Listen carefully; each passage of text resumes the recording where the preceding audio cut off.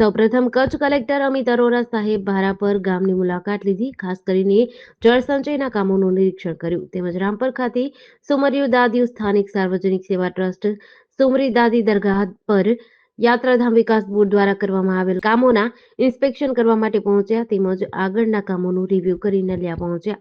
નલિયા મામલતદાર ઓફિસમાં જનસેવા કેન્દ્ર ઈ ધરા પુરવઠામાં તેમજ આધારની કામગીરીમાં લાઈનો ન લાગે અને લોકોને હાલાકી ન પાડે એ બાબતે આયોજન કરવામાં આવ્યા છે તેની સમીક્ષા કરી તેમજ ખાસ ટુરિઝમના પ્રોજેક્ટ નારાયણ સરોવર કોટેશ્વર માતાના મઢમાં જે પ્રોજેક્ટ ચાલી રહ્યા છે તેની પણ સમીક્ષા કરી.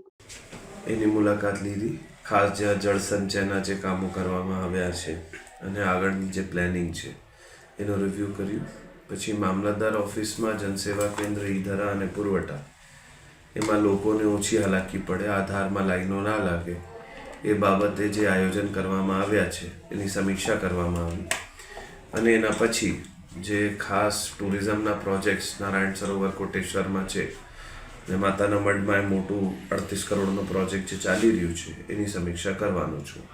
સાથે સાથે જે વિભિન્ન કચેરીઓનું બાંધકામનું નલિયામાં સ્ટેટસ છે, પ્રાંત ક્વાર્ટર હોય કે કોમન પૂલ ક્વાર્ટર હોય કે રેસ્ટ હાઉસ હોય, સર્કિટ હાઉસ જે નવું બન્યા છે એનું પણ રિવ્યૂ કરવામાં આવ્યું. ક્વોલિટીપૂર્વક કામ ઝડપથી કરવામાં આવે એવી સૂચના બધાને આપવામાં આવી.